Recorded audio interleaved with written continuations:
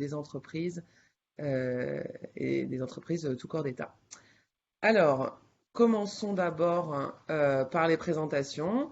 Je suis Sandrine Vara, avocat associé du cabinet Cinétique Avocat, et votre serviteur est accompagné de Achille Viano, également avocat au cabinet Cinétique Avocat, pour animer cette petite matinale sur le thème évoqué.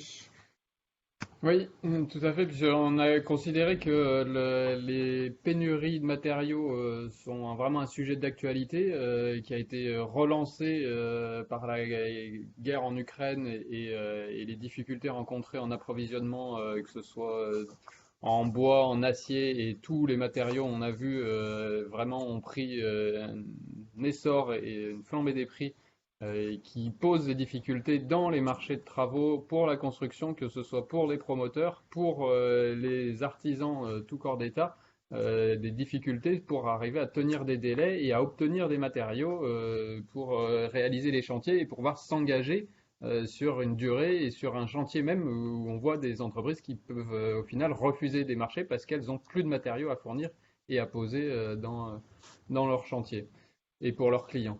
Le but du coup de cette matinée, c'est effectivement de donner des pistes pour trouver des solutions à ces problématiques rencontrées. Et du coup, on va vous présenter les différentes adaptations qu'il est possible d'ajouter dans les marchés, avec toujours le but de permettre à l'entreprise et au maître d'ouvrage de trouver une solution pour avancer malgré la situation économique sur laquelle on a moins de contrôle, on va dire.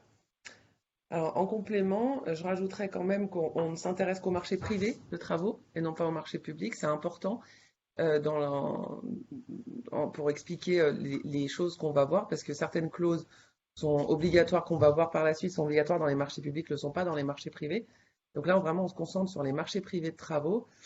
Et c'est vrai que l'intérêt de présenter ces clauses, c'est de garder à l'esprit que nous, ce qu'on préconise, c'est la recherche d'un équilibre contractuel, toujours. C'est-à-dire qu'on peut rédiger ces clauses qu'on va voir toujours de manière prédominante pour l'une des parties. Le problème, c'est que le marché, pour qu'il arrive à son terme et pour que ça se passe bien, il faut que tout le monde y trouve son compte.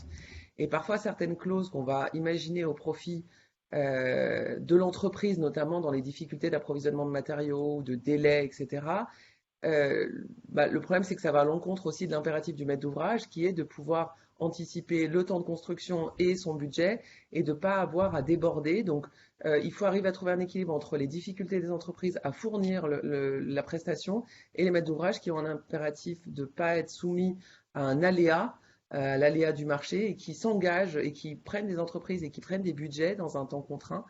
Et donc voilà, s'il y a une chose qu'on peut dire déjà par anticipation, c'est que l'objectif, c'est vraiment de rechercher l'équilibre entre les parties. Alors évidemment, on va toujours essayer de favoriser l'une ou l'autre des parties suivant sa position, mais de manière générale, c'est une recherche d'équilibre qu'il faut avoir en tête. Sinon, on se soumet à de la frustration et donc potentiellement à du contentieux plus tard.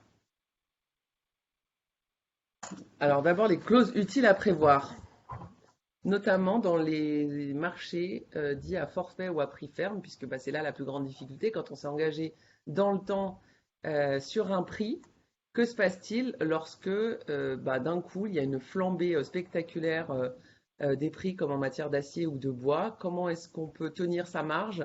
Comment est-ce qu'on peut continuer à travailler dans ces conditions? Première clause, la clause d'indexation des prix. Oui, clause d'indexation des prix et clause d'actualisation, c'est deux clauses qui peuvent être ajoutées dans le contrat et qui permettent de revoir le prix fixé entre les parties. Il y a des petites nuances entre clause d'indexation et clause d'actualisation. La clause d'actualisation va être un peu plus simple et elle prévoit une actualisation du prix au jour où les travaux commencent, où l'entreprise commence son intervention. La clause d'indexation, elle, repose sur des indices, que ce soit le BT01 ou que ce soit l'indice du coût de la construction, avec des impacts qui peuvent être différents, puisque l'actualisation du prix va être l'entreprise avec ses fournisseurs va actualiser son prix au jour où elle démarre.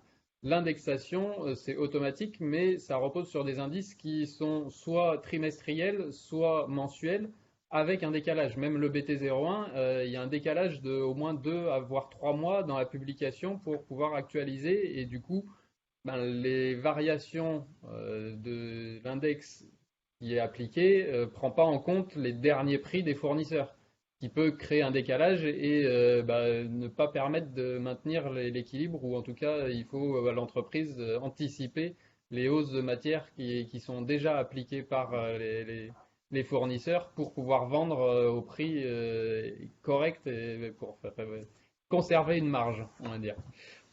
Alors, effectivement, l'avantage, c'est quand même que cette clause, elle est assez, on la voit quand même, contrats commerciaux plus que dans les contrats de construction, mais elle a l'avantage de pas être contestable puisque la variation, elle est automatique et dans ce cas-là, ben, on n'a pas besoin de négocier la variation du prix.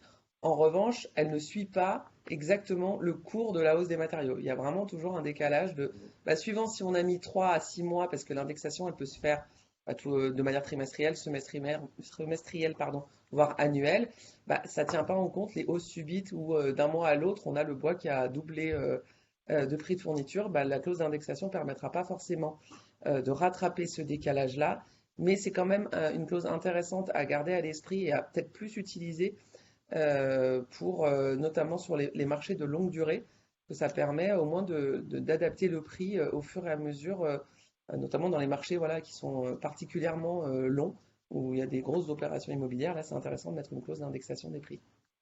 Voilà. Avec toujours dans la rédaction des clauses qui est importante parce que si la clause va être mal rédigée, il y aura potentielle contestation et du coup le but c'est d'éviter qu'il y ait trop de discussions sur qu'est-ce qu'on entend par la clause, comment on l'applique. Donc plus elle est bien rédigée, mieux ça se passe après pour l'appliquer et que ce soit au niveau de la réévaluation ou au niveau de la temporalité aussi pour savoir à quel moment on doit l'appliquer. Est-ce que c'est au jour où l'entreprise commence, pour la clause d'indexation, hein, je parle, ou est-ce que elle peut être révisée aussi en cours d'exécution des travaux? Une clause qui existe assez peu dans les marchés privés, mais qui pour le coup est obligatoire dans les marchés publics. Donc, comme visiblement les marchés privés s'inspirent beaucoup du droit public, hein, on le verra avec l'imprévision, ça peut être une clause à garder à l'esprit, à ajouter aux contrats qui ne le contiennent pas encore. L'autre clause qui est envisageable à ajouter dans un contrat, dans un marché de travaux, dans un CCTP ou autre, c'est la clause de révision ou clause de renégociation qui, elle, est plus vaste et permet de renégocier notamment le prix, mais renégocier les conditions contractuelles quand il y a une variation trop importante des conditions initiales. Le principe est en général un déclenchement au bout d'un certain seuil. Le CCAG qui s'applique uniquement si on le contractualise en marché privé prévoit un seuil qui est aux alentours entre 10 ou 15%. Si le marché initial, les prix ont augmenté de plus que 10 ou 15%, on peut appliquer, et la clause trouve à s'appliquer et du coup on rentre en négociation pour revoir quel est l'équilibre du contrat, s'il y a des choses à renégocier pour que le maître d'ouvrage puisse finir ses travaux avec un budget initial fixé et l'entreprise puisse exécuter ses travaux sans avoir de pertes sur un chantier, et qu'elle puisse quand même faire une marge, puisqu'on l'a vu encore récemment, des entreprises ont préféré fermer plutôt que de poursuivre leur activité, que ce soit en transport, mais y compris aussi en fournisseur, fabrication. Je pense notamment les fournisseurs au Portugal qui ont arrêté les fours parce que ça consommait trop d'énergie et que, du coup, plus de carrelage. Bon, effectivement, c'est une problématique qui doit être prise en compte et la clause de révision permet effectivement de revoir en cours de marché l'équilibre contractuel, comme l'a dit Maître Vara tout à l'heure, c'est toujours l'objectif, avec cette vision de la renégociation, qui est du coup de trouver un accord entre les parties. C'est jamais une partie qui va imposer ses conditions, même si on le voit régulièrement avec les fournisseurs qui imposent leurs prix et qui imposent leurs conditions de délai et autres. le but de la clause de révision, c'est que chaque partie prenne conscience que l'autre aussi doit trouver son compte. Et c'est pas se faire assommer par un fournisseur ou un transporteur. Et le but, c'est de renégocier, et que ce soit les prix, mais ça peut aller au-delà des prix. C'est vrai qu'on peut se poser la question de savoir pourquoi est-ce qu'on a intérêt à mettre une clause de renégociation à partir du moment où, bah, dans un contrat, on peut renégocier à tout moment. C'est-à-dire que même sans l'existence de cette clause, on peut toujours s'asseoir autour d'une table et se dire, bah, redéfinissons les conditions de notre collaboration. Cette clause, elle permet d'obliger à la renégociation et de faire intervenir, bah, suivant la rédaction de la clause, des tiers experts, des médiateurs, des tiers qui vont permettre bah, de remettre les pendules à l'heure de tout le monde en rappelant l'évidence que si ben, on renégocie pas, en fait, ben, les conditions pourraient être bien pires. Ça pourrait être un arrêt de chantier, ça pourrait être un abandon de chantier. Donc, on a un intérêt à mettre cette clause, même si évidemment la négociation peut intervenir à tout moment, parce que on introduit souvent des tiers qui vont aider et favoriser à la négociation, des tiers experts, médiateurs. Enfin, tout dépend de la manière dont on voit les choses. Et à défaut, eh ben, on s'adressera au juge, mais souvent la renégociation, une fois qu'on a un tiers qui commence à venir donner son avis, souvent ça convainc les parties de se dire bon, revoyons. Revoyons les conditions de la collaboration et retrouvons un équilibre pour tout le monde. Oui, c'est vrai que ça se voit beaucoup dans les contrats, on va dire, plus internationaux et autres, avec les clauses arbitrage. Et en fait, c'est un peu le même esprit. Si on introduit un tiers, ça permet d'avoir un intervenant externe à la relation contractuelle et qui peut parfois virer au conflictuel, où les chefs d'entreprise ont des intérêts bah, pas forcément convergents. Et le but d'avoir un tiers, ça peut justement être de trouver quel est le point de convergence des deux pour permettre ben, de poursuivre au final la relation contractuelle. Donc cette clause de révision, elle va être là aussi pour ben, aider les entreprises et leurs clients à trouver une solution, entreprises et clients, entreprises et fournisseurs, trouver une solution construite ensemble pour pouvoir justement ben, poursuivre une relation plutôt que de partir tout de suite en conflit et poser des problèmes ben, voilà, pour la poursuite des relations. Juste une dernière chose sur la clause de révision, c'est la temporalité justement, puisque elle doit être appliquée ben, avant la date prévue de la réception.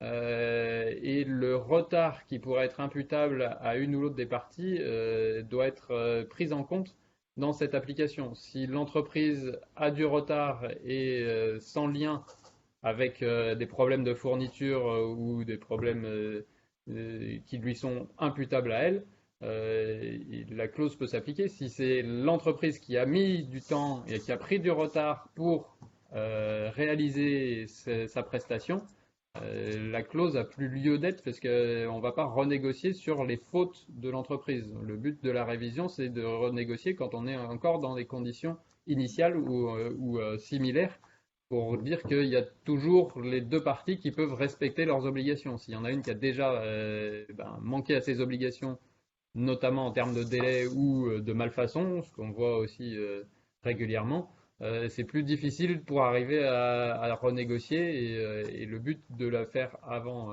de l'appliquer avant la réception, c'est ça, de pouvoir trouver toujours l'équilibre, de maintenir cet équilibre et c'est plus facile de le trouver avant que les plus gros problèmes puissent apparaître. Autre clause, bah, c'est une clause de suspension des délais, enfin, c'est l'encadrement des délais des modalités d'exécution. Euh, Notamment lorsque vous avez des marchés qui contiennent des pénalités de retard. Vous pouvez aussi prévoir les conditions dans lesquelles les pénalités pourraient ne pas s'appliquer suivant la survenance de tel ou tel événement.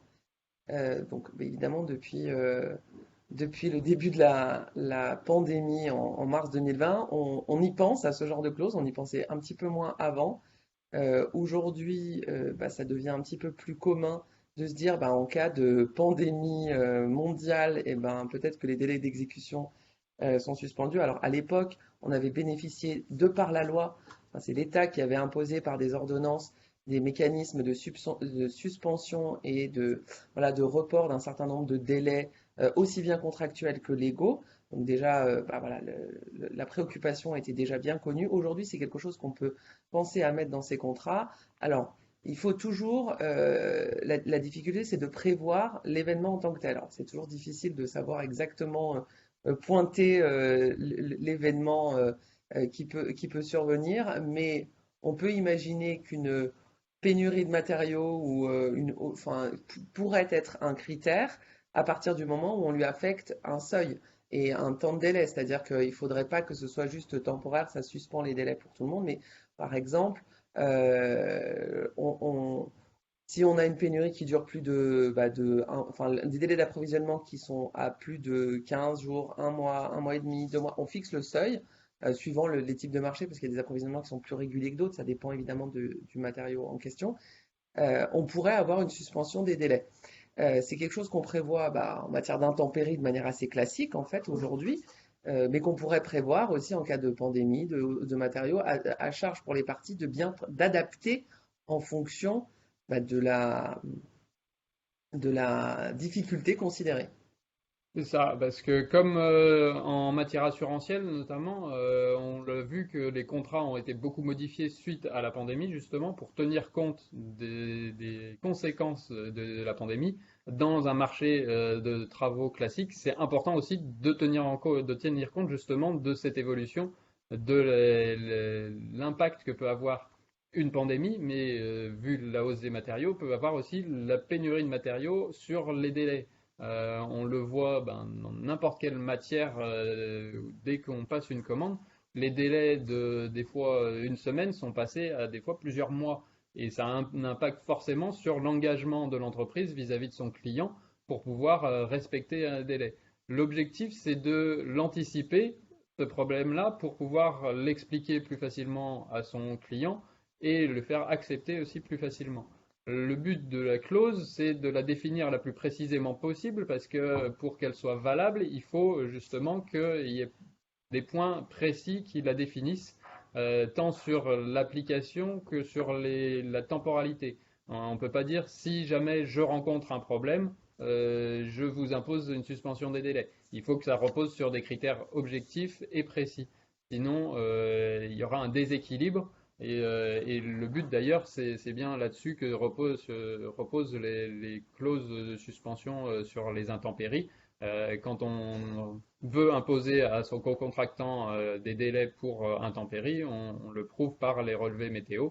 Là, les difficultés avec les fournisseurs et autres, c'est à prouver aussi que ça ne vient pas de l'entreprise elle-même, mais de ses fournisseurs et que ça repose sur des critères relativement objectifs.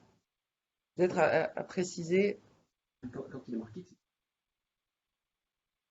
c'est non, Non, non, non, pour que ce soit c'est vraiment une modalité purement contractuelle. Il n'y a absolument pas d'obligation de le prévoir, mais on peut avoir un intérêt à le prévoir, notamment dans les marchés où il y a plusieurs corps d'État qui se succèdent et un des corps d'État est celui qui rencontre les plus grosses difficultés d'approvisionnement euh, et qui conditionne le démarrage des autres corps d'État derrière. Donc forcément, il faut pouvoir, comme ça, comme ce lot-là va avoir un incidence sur les autres, il faut bien pouvoir objectiver la situation pour pas avoir à pénaliser des corps d'État qui n'ont pas pu commencer du fait d'autres. Donc c'est important de mettre des critères objectifs, et c'est ce qu'on disait tout à l'heure, des fois enfin, on parle de pénurie de matériaux ou peut-être de rétention chez certains. Euh, et il y a aussi quelque chose on a vu récemment, c'est que parfois les fournisseurs livrent, les entreprises ont les matériaux, mais exigent d'être payés avant de fournir. Ils font un petit peu du chantage à la fourniture. Donc ça aussi, ça doit pouvoir être encadré parce enfin, il faut avoir un critère objectif, il faut pouvoir démontrer qu'on n'a pas le matériau en question qui permet d'avancer. Donc c'est vrai qu'au moins ces clauses-là, en rendant objectif la vérification des critères, au moins ça permet de contrôler chaque entreprise et de ne pas attendre qu'on nous dise ah bah si ça arrive dans une semaine, 2 semaines, 3 semaines et en fait on n'a jamais de visibilité. Là au moins ça soumet l'entreprise à une obligation de transparence et si elle veut bénéficier de la suspension et donc de ne pas avoir de pénalité de retard, et ben au moins elle est obligée de donner des justificatifs de l'absence de fourniture. Euh, donc, Autre chose? Non. Alors, à ce stade, on a vu les trois principales clauses qu'on peut insérer dans les contrats, enfin qui existent pour certains, mais en tout cas que vous pouvez penser à insérer pour les prochains. On va passer à des choses euh, de manière plus curative. Qu'est-ce qui se passe quand le déséquilibre il est déjà intervenu? Est-ce qu'il y a des solutions juridiques? Oui, il y en a. Et notamment, et c'est le grand mot à la mode ces derniers mois, dernières années, c'est l'imprévision. L'imprévision, c'est quelque chose quand même de relativement nouveau en marché privé, puisque la théorie de l'imprévision n'existait que en matière de marché public jusqu'en 2016. Et la réforme du droit des contrats qui a introduit la possibilité de prévoir l'imprévisible dans un contrat, d'introduire la notion d'imprévision. C'est vraiment une entorse à ce qu'on appelle l'intangibilité des contrats, c'est-à-dire qu'à partir du moment où le contrat est négocié, on ne doit pas pouvoir revenir dessus et prétexter un déséquilibre parce qu'on estime qu'en fait la négociation a été faite de telle façon que normalement l'équilibre était prévu et s'il y a un déséquilibre, eh ben, au marché privé on disait tant pis. Et ben, depuis 2016, on peut prévoir l'imprévision ou on peut l'exclure. Oui, voilà, le but d'ajouter quelque chose dans le contrat, c'est de fixer les règles et le fonctionnement pour situations qui vont rendre la relation et l'exécution des obligations difficiles. Ce qu'il est important de retenir sur l'imprévision, c'est que c'est plus un dédommagement. C'est pas une renégociation comme on l'a vu dans la clause de renégociation. Là, c'est plus un dédommagement en disant les conditions actuelles font qu'il y a un déséquilibre, que je vais travailler à perte et il faut que je puisse être indemnisé pour ne pas travailler à perte parce que sinon mon entreprise survivra pas. Le but de cette imprévision, c'est justement de retrouver un équilibre par un dédommagement et pas par une renégociation du prix. C'est des notions juridiques qui sont différentes avec des conséquences différentes. Le point qui est important aussi, c'est que l'imprévision est prévue maintenant dans le Code civil, mais si on soumet son marché privé à la norme AFNOR et à la NFP 0301 en ami, il y a différentes, il y a pardon, je vais y arriver. Il y a quelques petites différences entre l'imprévision qui est prévue dans le Code civil et l'imprévision qui est prévue dans la norme AFNOR. Il y a des avantages et des inconvénients pour chacune de ces deux possibilités. Puisque quand on soumet son marché à la norme AFNOR, ça a des conséquences d'engagement beaucoup plus importants en termes de formalisme et autres. L'imprévision du Code civil est beaucoup plus large et notamment, on le voit, le recours à une conciliation et médiation en cas d'échec de l'imprévision, enfin de l'application de l'imprévision. Dans la norme AFNOR, c'est imposé qu'il y ait une tentative de négociation en cas d'échec de la renégociation, justement, de l'indemnité qui doit être versée, du dédommagement qui doit être versé. C'est pas le cas si on fait juste appliquer le Code civil. Le Code civil, il dit si vous vous mettez pas d'accord, vous pouvez aller directement voir le juge. Vous pouvez aller voir le juge pour que lui fixe les conditions qui sont équilibrées ou il peut aussi résilier le marché. Quand on se rend compte qu'au final, ni l'une ni l'autre ne veut céder, qu'il y a un déséquilibre tel qu'il y a une entreprise qui va vraiment être mise en difficulté, le but, c'est de trouver une solution. La solution, ça peut aussi être de passer par une résiliation du marché. On se met d'accord, on arrête là et chacun repart de son côté. Alors, c'est sûr qu'aujourd'hui, alors la clause d'imprévision, telle qu'elle est rédigée par le Code civil, c'est en cas de survenance d'un événement imprévu.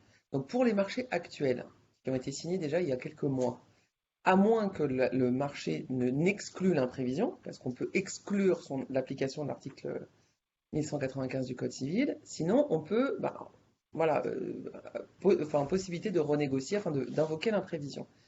Aujourd'hui se pose la question sur le caractère imprévisible, la pénurie de matériaux. Pour les contrats aujourd'hui, signés aujourd'hui, bah, c'est quelque chose qui est connu déjà, la pénurie de matériaux depuis quelques mois.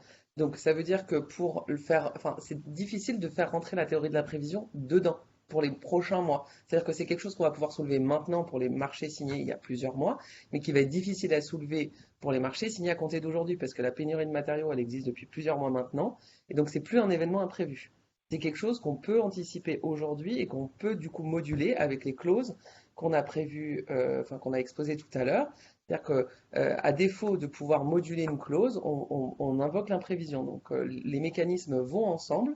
Donc, pour les marchés qui sont signés à compter de maintenant, où vous savez que vous ne pourrez plus revendiquer, enfin revendiquer, opposer, ou vous ne pouvez plus vous voir opposer la pénurie de matériaux, et ben, il faut penser à inclure les clauses qu'on a mentionnées tout à l'heure. Où là, on peut spécifiquement dire, ben, en cas de défaut d'approvisionnement de tel matériau ou tel matériau, on peut plus cibler parce qu'en plus, le cours de livraison des matériaux est assez variable selon les types d'approvisionnement, parce qu'il y en a certains qui arrivent très vite et puis d'autres qui sont très très longs. Quelque chose à Ouais. rajouter sur l'imprévision? Non, c'est ça, Est-ce que vous c'est très l'avez bien. déjà utilisé pour ceux qui sont autour de la table? Vous l'avez déjà mis en œuvre ou pas? Ou c'est encore quelque chose de très théorique? Non, dans le cas personnel, c'est voilà, on va suspendre, oui. Ouais. Mais voilà, même les locations et autres, c'est Mm. vrai que les choses sont connues. Il y a Oui, des choses c'est qui ça. n'étaient pas connues avant la Mm. pandémie. Mm. Maintenant, la pandémie, c'est connu et du coup, c'est plus imprévisible. Et voilà, et on le voit aussi dans les contrats d'assurance en matière assurantielle où bah, la pandémie, c'est quelque chose qui était beaucoup plus théorique avant. Maintenant, c'est quelque chose de beaucoup plus concret et du coup, les assureurs aussi ont modifié leur position là-dessus. Voilà, je ne dis pas qu'il faut s'inspirer de ce que font les assureurs, mais ils savent bien cadrer leurs contrats pour appliquer et se prémunir De l'aléa. d'aléas. En parlant d'aléa, la force majeure, ça aussi c'est un mécanisme bon, alors, qu'on connaît de manière plus ancienne. Mais la force majeure, bah, ça permet de ne pas exécuter son obligation si on justifie deux circonstances irrésistibles, imprévisibles et extérieures. Alors, c'est les critères de la force majeure. C'est notamment ce qui a beaucoup été opposé pendant la pandémie pour ne pas payer les loyers. Force majeure, je ne peux pas exploiter mon local. Il y a une fermeture administrative, notamment des restaurateurs, ce genre de public. La force majeure, elle est prévue dans les contrats de manière assez standard. C'est son application qui est plus difficile. En fait, c'est assez difficile d'appliquer la force majeure parce qu'il faut quand même réunir les trois conditions d'irrésistibilité, d'extériorité et d'imprévisibilité. Alors, irrésistibilité du déséquilibre économique, ça veut dire que bah, on ne peut pas l'empêcher. C'est irrésistible, donc ça arrive et il n'y a aucun moyen de l'empêcher. Donc il faut démontrer qu'on ne peut pas empêcher le déséquilibre économique. Pour que ça fonctionne avec la pénurie de matériaux et la hausse des prix, bah, il faut que la hausse et la pénurie soient complètement indépendantes de celui qui est obligé à cette prestation. Vraiment, il a une impossibilité de fourniture où on lui a imposé des prix, donc il ne fait pas de rétention, par exemple. Donc il faut que ce soit complètement extérieur à lui. Et alors, il faut que ce soit imprévisible. Bah, là, ça devient de moins en moins imprévisible, mais en tout cas, pour les marchés plus anciens, enfin signés en tout cas déjà dès l'année dernière, oui, la pénurie. Alors, certains pourraient vous dire, mais si, on pouvait l'anticiper, parce qu'en fait, pendant la pandémie, et notamment les premiers confinements, bah, les usines étaient à l'arrêt, les stocks ont été épuisés, il a fallu évidemment les reconstituer, donc c'était prévisible qu'on allait rencontrer une pénurie de matériaux. Alors certes, on n'avait pas non plus prévu forcément la hausse du prix du gaz, la guerre en Ukraine, il y a quand même d'autres événements qui sont intervenus de manière mondiale, qui ont favorisé et qui ont accentué une pénurie de matériaux qu'on pouvait anticiper parce qu'effectivement les usines, aujourd'hui on est dans un marché globalisé, donc en France on ne se fournit pas exclusivement en France, on se fournit dans le monde entier. Il y a des pays plus producteurs et plus fabricants que d'autres. Et bah, nécessairement, on pouvait anticiper alors, une difficulté peut-être modérée d'approvisionnement, mais c'est la combinaison on peut expliquer quand même que la pénurie actuelle, c'est la combinaison à la fois de la remise en route des usines, c'est voilà, les hausses du prix du gaz, c'est la guerre en Ukraine, c'est des contextes Transport. géopolitiques mondiaux qui font qu'aujourd'hui on arrive dans cette situation-là. C'est quand même des critères qui sont difficiles à remplir. Oui, La force majeure et quasiment systématiquement, quand on veut invoquer la force majeure, en réalité, c'est le juge qui tranche. On est quasiment tout le temps obligé de le faire reconnaître par le juge parce que, évidemment, un co-contractant va tout de suite dire non, non, mais moi, je ne suis pas d'accord avec vous, vous n'êtes pas dans une situation de force majeure. c'est ça. C'est la relation là, ça va être beaucoup plus compliqué pour l'imposer à l'autre partie parce qu'il va avoir sa propre vision, qui n'est pas celle du chef d'entreprise, et du coup dire oui, mais vous auriez dû prévoir, c'était On aurait dû prévisible, constituer un stock. c'était voilà, il y a des éléments objectifs qui veulent que le co-contractant va dire mais en fait c'est de votre faute et vous aviez qu'à anticiper.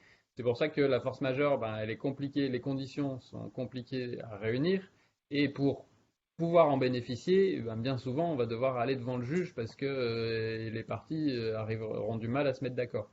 Le but, justement, c'est d'éviter ce genre de situation en ayant d'autres clauses qui permettent de retrouver l'équilibre dans le contrat sans avoir à passer par la force majeure qui est justement un peu compliquée à mettre en œuvre même si elle existe depuis de nombreuses années, ça reste, on va dire, un peu le subsidiaire pour quand il n'y a vraiment plus le choix d'application et de problématiques rencontrées par l'entreprise avant qu'elle ferme ses portes, quoi.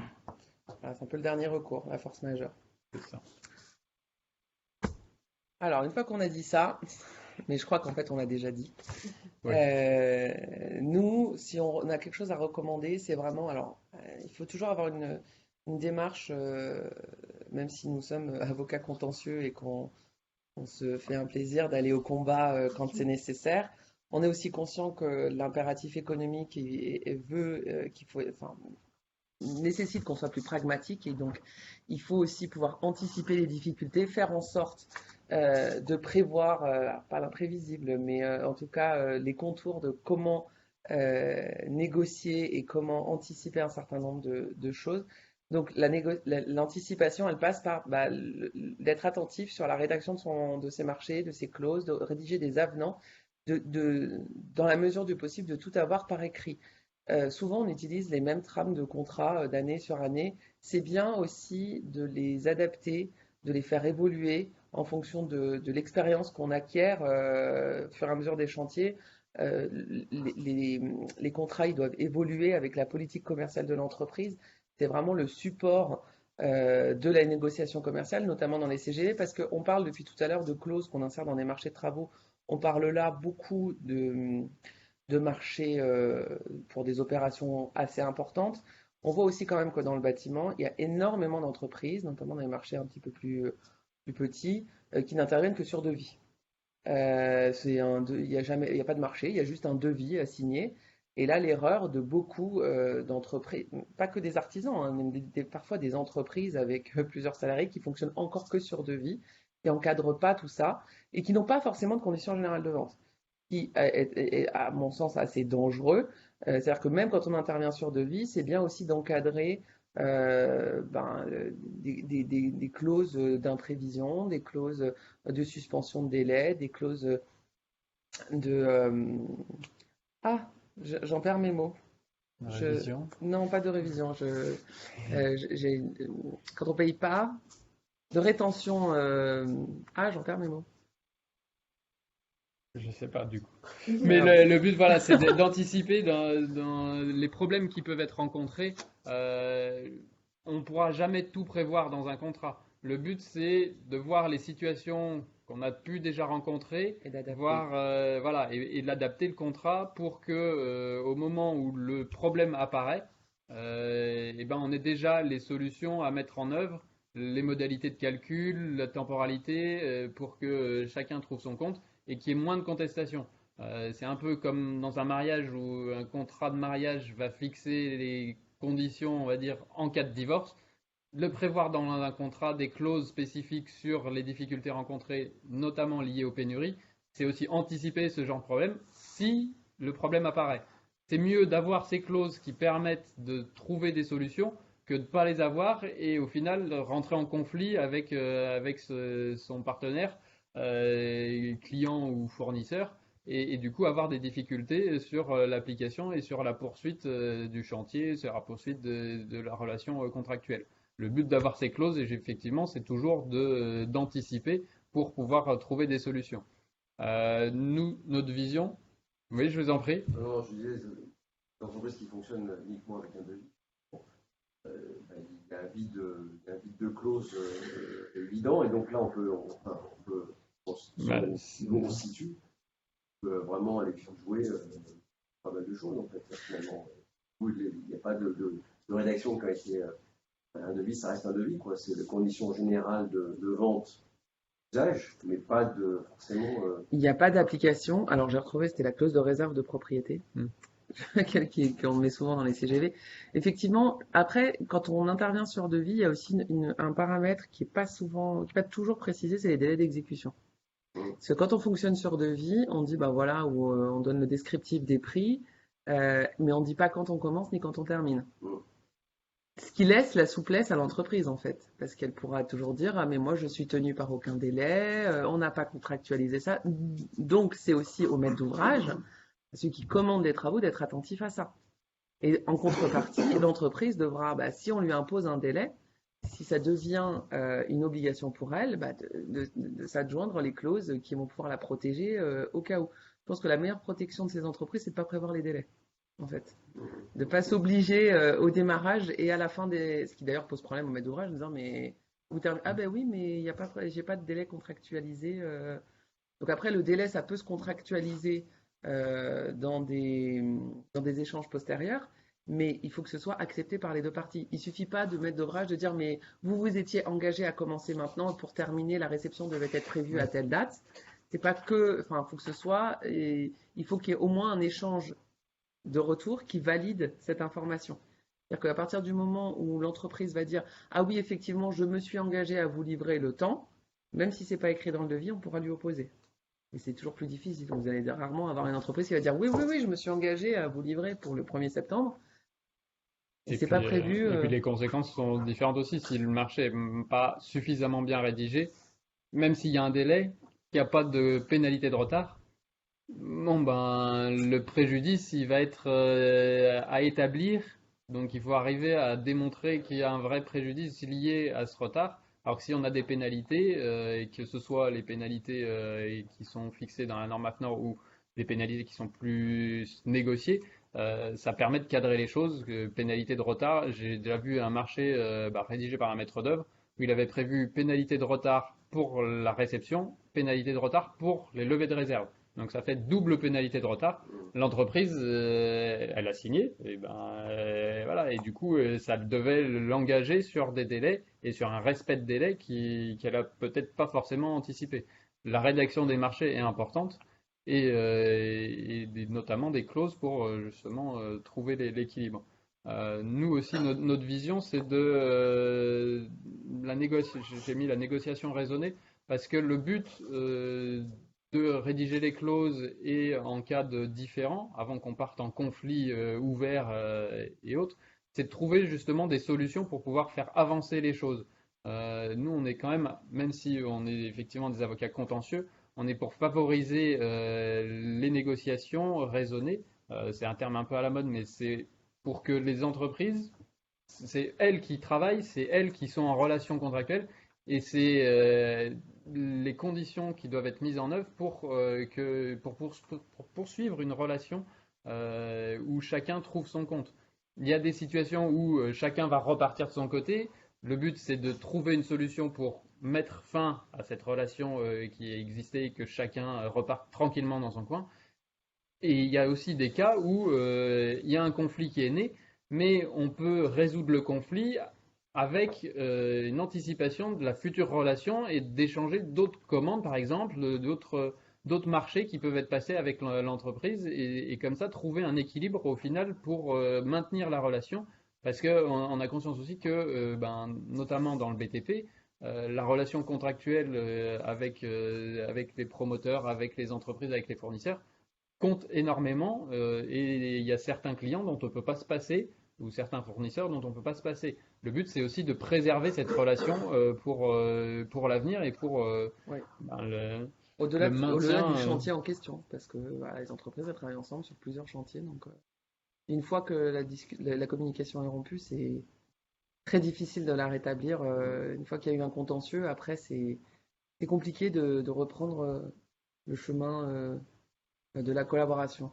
On nous pose la question sur des pénalités de retard. Alors, compte tenu du montant très élevé des pénalités de retard contractuellement prévues, l'entreprise pourrait avoir tout intérêt à convenir d'un plafond de pénalité. Alors, si celui-ci n'est pas prévu, c'est souvent prévu, notamment la norme AFNOR qui prévoit des pénalités de retard de 1,3 millième par jour de retard. Souvent, c'est plafonné à 5% du marché. Et encore plus à obtenir la suppression de toute pénalité en échange de renonciation à répercuter la hausse des matériaux sur le maître d'ouvrage. Qu'en pensez-vous? Oui, alors après, tout dépend comment sont rédigés les marchés, parce que on peut pas forcément répercuter la hausse du coût des matériaux sur le maître d'ouvrage à partir du moment où on a un marché forfaitaire.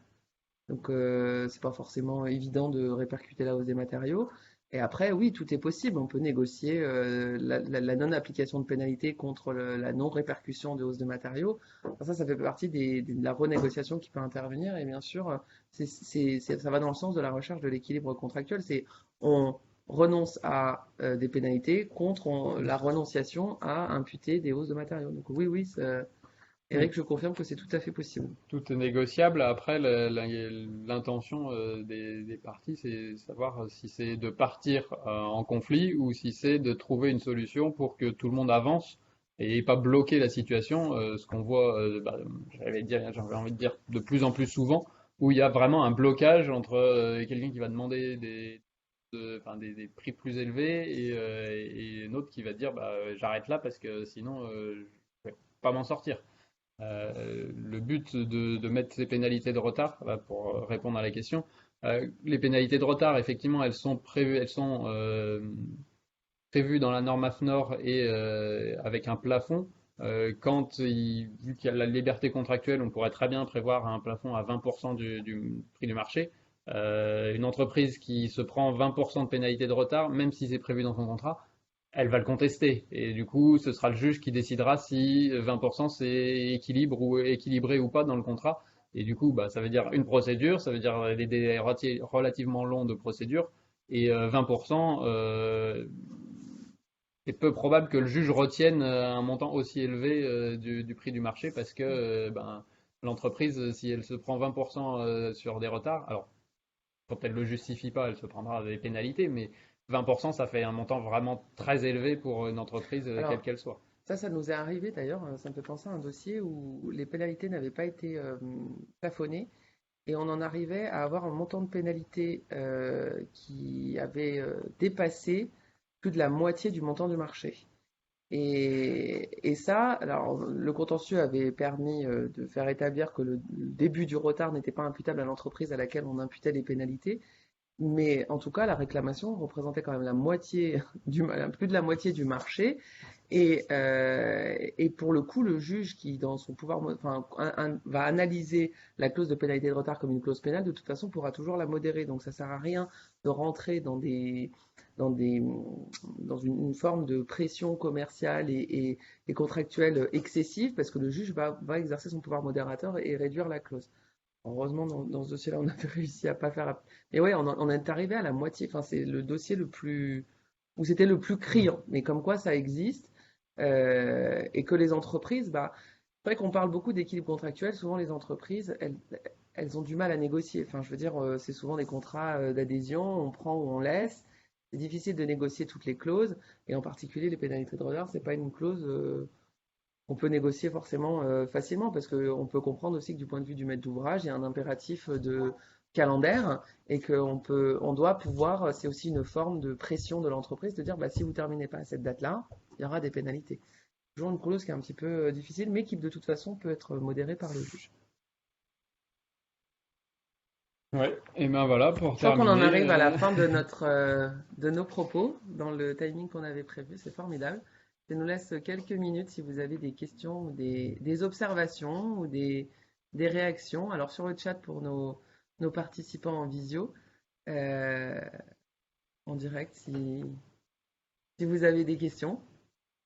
Sinon, C'est vrai qu'on n'a pas parlé enfin, c'était volontaire hein, de ne pas parler des travaux supplémentaires et des difficultés qui sont rencontrées là-dessus, parce que c'est un autre sujet que la pénurie de matériaux, mais il y a effectivement aussi un sujet problématique sur les travaux supplémentaires et la validation, l'acceptation ou autre. Donc ça, c'est un sujet dont on parlera dans l'avenir, mais c'est un sujet qu'on voit de plus en plus et qui est de plus en plus problématique parce que, arrivé vers la fin de chantier, on se dit, il y a plein de choses qui ont été ajoutées et au final, est-ce que le maître d'ouvrage ou le client les a acceptées et est-ce qu'on va être payé tout ce qui a été fait en plus? Et ça aussi, c'est des choses à anticiper et pour lesquelles il y a des solutions juridiques à appliquer. peut-être un dernier mot de recommandation. Écrivez tout. Toujours de garder une trace écrite parce que c'est bien de négocier, c'est bien de se mettre d'accord. C'est toujours mieux quand c'est fait par écrit parce qu'on écrit beaucoup de choses et les contrats, idéalement, les contrats servent uniquement au moment où on les rédige et dans l'idéal, on ne devrait plus avoir à les regarder. La rédaction ne sert que qu'en cas de problème. Quand les problèmes commencent à survenir, ayez le réflexe de tout rédiger parce que ça aidera votre avocat le moment venu à défendre votre cause parce qu'au moins il y aura une trace écrite parce que les paroles s'envolent. Merci. Merci de votre attention. Merci aux personnes présentes en visio et présentes ici. Voilà. Et à bientôt Bonne pour journée. nos participants en visio. On va clôturer là la visio. On va vous laisser reprendre une activité normale et on vous souhaite une bonne journée.